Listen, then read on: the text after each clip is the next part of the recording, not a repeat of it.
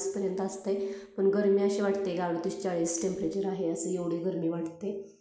तर पहा, आज आहे संकष्टी, तर संकष्टीच्या हार्दिक हार्दिक शुभेच्छा. तर संकष्टीच्या निमित्तानं बघा, मी इथं उपवास आहे म्हणून आता साबुदाण्याची खिचडी आणि बटाट्याचा भाजी पण केली बघा, सुकी असं बॉईल केलेलं बटाटा. तर आता गरमीमुळं आता हे बटाटा साबुदाणा पण खिचडी खावं वाटत नाही बघा कधी कधी. तर हे असं लाल पावडर घालून मी बटाटा आणि साबुदाण्याची खिचडी केली होती, लाल मिरचीची पावडर, जेणेकरून ज्याच्यात काही मसाला नसतात. आणि एवढी गरमी आहे की असं साबुदाणा खिचडी पण खाण्याची इच्छा नव्हती. मग मी दुपारी कलिंगडाचा ज्यूस बनवायला घेतला होता. तर कलिंगडाच्या फोडी अशा करून घेतलेल्या आहेत. आणि कलिंगडाचा ज्यूस बघा खूपच छान असतो शरीरासाठी पण आणि तब्येतीसाठी पण हेल्दी आहे एकदम. तर मी आधी खाऊन बघितलं किती गोड आहे, त्यानुसार. नाही तर जास्त गोड असले की साखर वगैरे मिक्स करायची गरज नाही, म्हणून मी याच्यामध्ये आता खाऊन टेस्ट केले तर थोडंसं फिकं होतं, म्हणून त्याच्यामध्ये 2 चमचे साखर घालून घेणार आहे. 2 चमचे साखर घातल्याबरोबर त्याचबरोबर मीठ घालणार. आणि मीठ घातल्याने बघा चव एकदम भारी लागते, एकदम चवीला ज्यूस चांगला लागतो. आणि एकदम प्लस मोडवर फिरवायचं आहे आपल्याला, याला जास्त बारीक नाही करायचं, कारण बिया असतात तर त्या पण बारीक होतात. एखादी बी जातेच बघा त्याच्यात, आपण किती बिया काढल्या तरी त्याच्यातील. तर मी असं गाळणी आहे ना त्याच्यावर टाकून घेतलं, मिक्सरला वाटून, आणि मग असं गाळून घेतलं बघा चमच्याच्या सहाय्याने. हे तर खरं तर मी पुरण गाळायचीच चाळा नाही माझी, मी त्याच्यानेच गाळून घेतलं व्यवस्थित असं, आणि एकदम दाबून घेतलं बघा. लास्टचा चोथा वगैरे राहिला होता त्याच्यात बिया पण थोड्या हलक्याशा बारीक झालेल्या दिसतात बघा. तर इथं ज्यूस तयार आहे बघा आपल्या कलिंगडाचा, आणि एकदम भारी लागतो बघा हा ज्यूस. आणि थंडीमध्ये असं नको वाटत होतं बघ, म्हणजे गरमी आहे ना, एवढी गरमीमध्ये नको वाटते असं खिचडी वगैरे खायला. तर म्हटलं चला ज्यूस बनवून प्यावं जराशी. तर ही ज्यूस बघा शरीरासाठी चांगला आहे, हेल्दीच आहे, मस्त असतो ज्यूस प्यायला. आणि ज्यूस पिल्यानंतर मला तरतरी चालल्यासारखं झालं होतं बघा.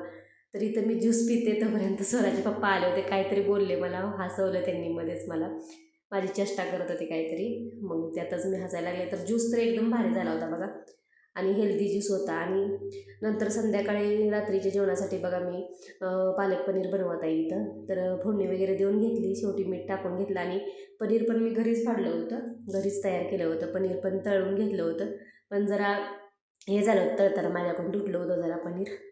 तर पनीर वगैरे घालून घेतलं बघा. आणि सगळ्यात शेवटी पनीर घालायचं, आणि जास्त शिजू द्यायचं नाही पनीर कधी. पनीर अगदी 5 मिनटंच शिजू द्यायचं, त्या नाहीतर मग रबरासारखं चिवट होतं आहे बघा. तर बघा इथं मी नैवेद्याचं ताट पण तयार केलं आहे. ह्यांनी प्रसादासाठी नैवेद्य म्हणून जिलेबी आणली होती, आणि मी काल गुलाबजामुन करून ठेवलेले होते. आणि वरण बनवलेलं आहे इकडं, पालक पनीरची भाजी, चपाती, भात पण बनवलं होतं आहे, पण ताटात काय लावला नव्हता. तर इथं मग नंतर संध्याकाळची पूजा करून घेते, आरती वगैरे. आता संकष्टीची उपवास तर मी दर महिन्याला करत असते, पण आता इथं जसं घडेल असंच मी करत असते. चंद्राचं दर्शन वगैरे कधी होतं कधी नाही होत बघा. तर इथं नैवेद्य वगैरे दाखवून घेतला मी. आणि माझा एक उपवास म्हणजे या संकष्टीचाच असतो, जास्त काही मी उपवास करत नाही. मी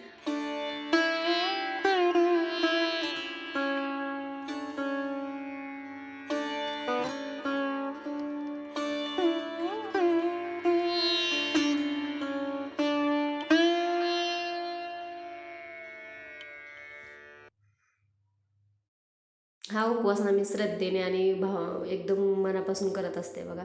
तर मला हे संकष्टीचा उपवास पहिल्यापासूनच करायला आवडतो. तर नैवेद्याचे वेगवेगळे पदार्थ मी करत असते, कधी मोदक, कधी शिरा, कधी खीर वगैरे. तर आज मी परवाच गुलाबजामुन बनवून ठेवले होते, आणि जिलेबी पण आणली होती प्रसादासाठी. तर चला मंडळी, कसा वाटला व्हिडिओ? थँक्यू. व्हिडिओ आवडला असेल तर लाईक करा, चॅनलला सबस्क्राईब करा. बाय.